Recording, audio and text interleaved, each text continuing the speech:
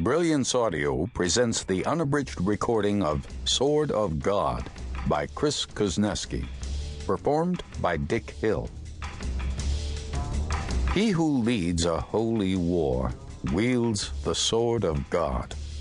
Pacius, Roman general, circa 27 AD.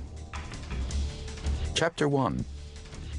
Saturday, December 23rd, Jeju Island, South Korea, 60 miles south of the Korean peninsula.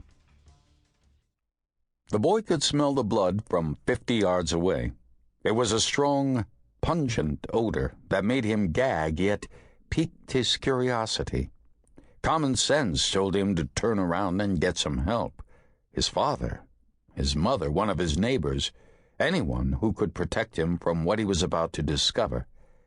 But common sense rarely mattered to an 8-year-old, especially when he was somewhere he didn't belong. The valley to his right was lined with camphor trees, many 75 feet tall and 100 feet wide. The path in front of him was rugged, made of black volcanic rock that dominated the subtropical island and formed its very core.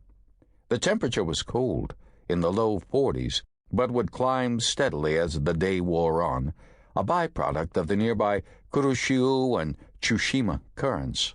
The sun was still rising over the eastern sea when he made his choice. He zipped his jacket over his nose and inched forward, following the stench of death. For years his family had warned him about this place, claiming it was built for evil. It was a story that wasn't difficult to believe.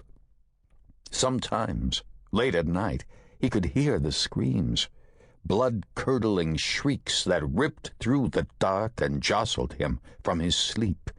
The first time he heard them, he assumed he was having a nightmare, but the sounds didn't stop when he sat up in bed. In fact, they got louder. This went on for days, weeks, until he could take no more. He had to know the truth. Ignoring his family's wishes, he snuck into town and asked one of the village elders about the sounds from the hill. The old man laughed at the boy's audacity. He, too, had been a curious child, and felt this trait should be rewarded, but only if the boy could understand the truth. "Look at me," the old man ordered in Korean. "Let me see your eyes." The boy knew he was being tested. He stared at the old man, refusing to blink, hoping to prove his courage, even though his palms were sweating and his knees were trembling. Tension filled the hut for several seconds. The entire time, the boy could barely breathe. Finally, the old man nodded. The boy was ready for the truth, if for no other reason than to keep him afraid of the place on the hill, to keep him alive. Sometimes fear was a blessing.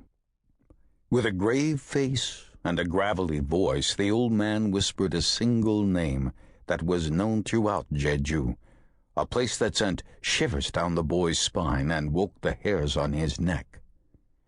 P.Y.G.Den. The boy gasped at its mention. The place was so infamous, so ominous that other details weren't necessary.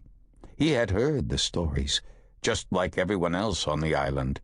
Yet until that moment he had thought they were just a myth, an urban legend that had made it across the Sea of Japan for the sake of scaring children into doing their chores.